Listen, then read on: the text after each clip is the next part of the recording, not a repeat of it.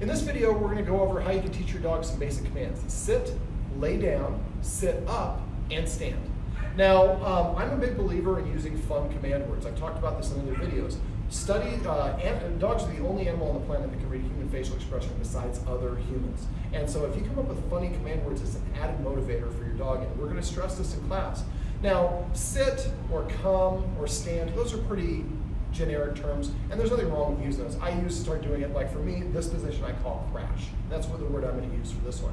Some of my clients are in the military, and they call stand up attention, which is kind of funny.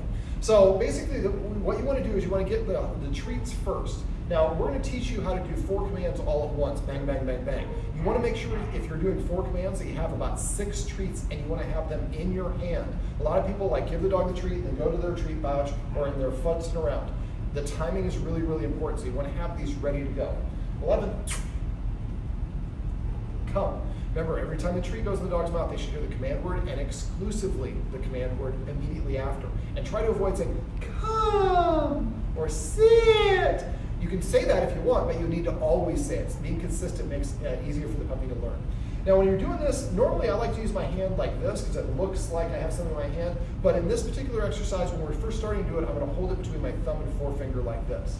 Now, whenever you're using a treat to lure your dog in a position, you want to keep that treat within about 4 inches of the dog's nose. See how as soon as I get outside that 4 inch, she stopped going for it. But if I stay here, she's more engaged. So, and if you start tracking this way, go back to the dog's nose, and you're going to see this. Now, she knows how to do these tricks, so this is going to make this look a lot easier than it's going to be for you at home. Patience is a virtue. When it comes to dog training, you want to keep your training sessions to 90 seconds or less. If you push too far, what will happen is the neurons actually in the brain start getting fatigued and don't fire as well. And so your puppy typically will give you the best response for the first minute that it knows the command.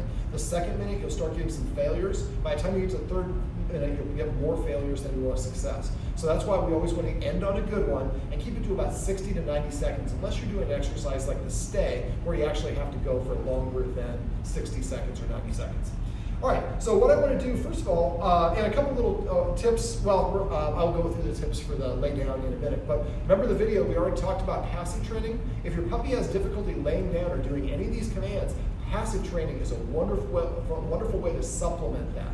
So if your puppy has a difficulty laying down when you're doing this, which is usually the most difficult part of this particular exercise, every time you're watching TV, your puppy lays down next to you, pet it, say crash or whatever the command word is, and again, try to, whenever possible, pet under the chin.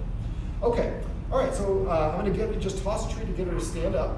So I'm going to touch her nose with the treat, and I'm going to rock her back into a sit. As soon as she sits, I put the treat in her mouth, and I say the word sit. And again, that was a lot easier. Come back over here. Let's get a better camera presence for everybody at home. Sit.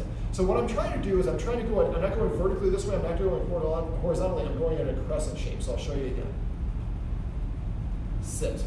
Then I'm going to immediately get another treat, touch her nose, I'm going to go straight down. And I'm going to say crash after I put it in her mouth. Now, for a lot of dogs, they don't go down right this easily. Come here, and I'm going to show you one of the mistakes that a lot of people do is when they go to their dog to go down, they go like this.